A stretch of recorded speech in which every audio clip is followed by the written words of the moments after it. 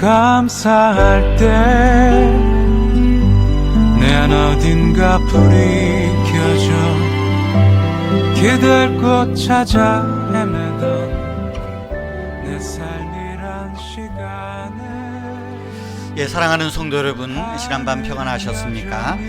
우리 계속해서 예레미야 말씀 묵상하고 있습니다. 오늘은 예레미야 38장 1절에서 6절까지 말씀인데요, 6절만 요절로 제가 읽어드리겠습니다.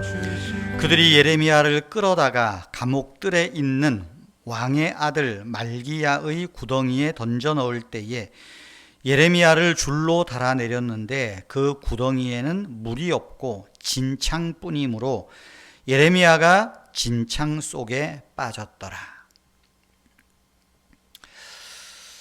38장 1절부터 쭉 보면 예레미야는 시드기야에게 이렇게 말합니다. 예루살렘 성 안에 머물러 있는 자는 전쟁이나 기근이나 연병으로 죽게 될 거라고. 그러나 바벨론 군인들에게 항복하는 사람은 자기의 목숨을 건질 것이라고 말합니다. 결국 이 예루살렘 성은 바벨론 왕의 군대에 넘어가게 될 것이다. 참 예레미야가 이런 힘든 괴로운 말을 하였습니다. 예레미야의 말을 들은 이 시드기야의 대신들, 그 신하들이 왕에게 나아가서 이렇게 말합니다. 이 사람은, 예레미야는 백성의 평안을 구하지 않고 재난을 구합니다. 청하건대 이 사람을 죽이소서. 그가 이같이 하여 이 성에 남은 모든 군사의 손과 모든 백성의 손을 약하게 합니다.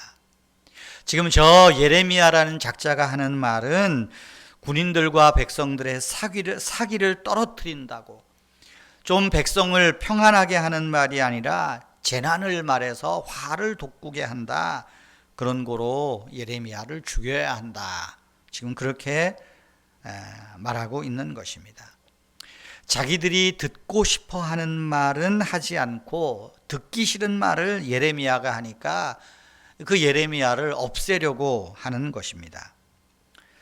여러분 생각해 보면 예레미야가 그런 말을 하면 어떤 결과가 올지 뻔히 알면서도 왜 꼭 그렇게 말해야 했을까?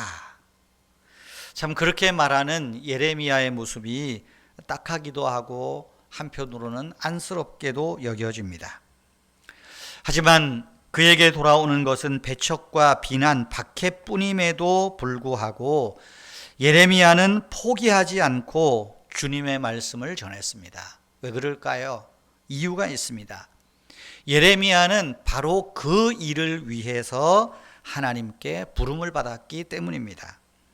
하나님이 예레미야를 부르실 때에 너는 내 말을 전해라, 그렇게 부르실 때에 예레미야 1장에 보면 어떻게 말합니까? 아이고 하나님, 나는 어린 아이와 같습니다. 말을 할 줄 모릅니다. 주님의 뜻을 감당하기에는 너무도 어리고 부족합니다. 주님의 부르심을 애써 외면하려고 했습니다.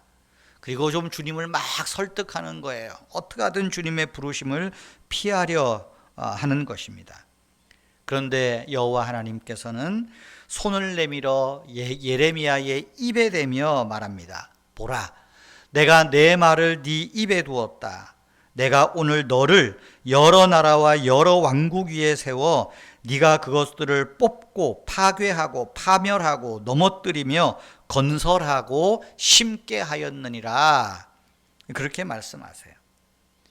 하나님은 예레미야를 앞장 세워서 문 나라들, 민족들을 심판하고 그들을 뽑고 허물고 멸망시키고 파괴하지만 그것만이 아니라 그들을 세우고 심게 하겠다. 누가 보아도 그런 일을 하기에는 아이고 하나님, 나는 할 수 없습니다. 나는 어린아이와 같습니다. 예레미야가 감당하기에 벅찬 일이었지 않겠습니까? 예레미야는 거듭해서 부르시는 하나님의 말씀을 자꾸만 거절합니다. 그러나 결국은 하나님 앞에 순종하게 되죠. 부름을 받을 때야 도망치고 싶었다 할지라도 이제 하나님의 부르심을 순종하고 내가 그 부르심을 받아들였다면 제대로 쓰임 받는 것이 중요합니다.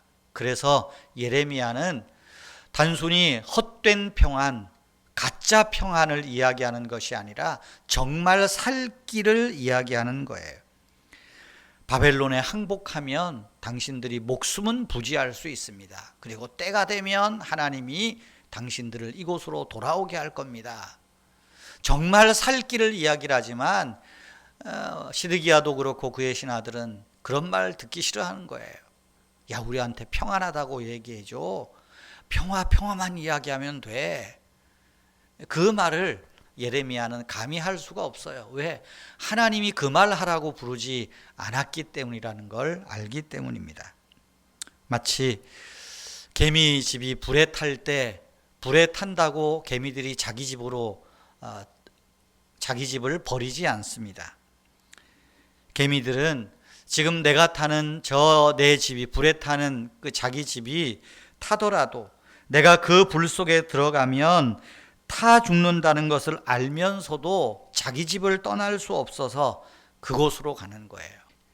그런 개미를 생각하면 예레미야야말로 주님께서 주신 그 말씀을 자기 집으로 삼은 사람입니다. 그래서 하나님의 말씀을 들고 지금 불구덩이로 들어가는 거예요. 불구덩이로. 때로 하나님의 말씀이 우리에게 참 우리가 원하지 않는 이야기로 들릴 때도 있습니다. 사람들이 싫어하고 배척할 때도 있습니다. 그러나 우리가 하나님의 말씀을 나의 집으로, 하나님의 말씀을 나의 뜻으로 받아들일 때 그 어려움들, 힘든 일들도 우리는 능히 감당하게 될 줄로 믿습니다. 기도하겠습니다. 하나님 아버지, 우리를 붙들어 주십시오. 우리를 세워 주십시오. 우리가 하나님의 말씀을 외면하지 않게 하시고 하나님의 말씀을 나의 집으로 삼는 용기를 갖게 해 주십시오. 세상 사람들이 듣기에 좋아하는 말만 하는 것이 아니라 꼭 들어야 할 말, 꼭 필요한 말이 선포되는 교회가 되게 하시고 또한 목회자들이 되게 하여 주시옵소서. 한국교회를 긍휼히 여겨주시고 한국교회 성도님들을 긍휼히 여겨주셔서 이 시대를 분별할 수 있는 지혜를 주시고 참 가짜 뉴스에 또 극단적인 사람들의 말에 솔깃하여 넘어가는 일들이 없도록 지혜를 주시고 또 마음에 담대함을 주시고 하나님의 말씀과 지혜로 채워주시옵소서. 주 예수님의 이름으로 기도하옵나이다. 아멘. 우리 한국교회와 성도님들을 위해서 잠시 더 기도해 주시기를 바랍니다.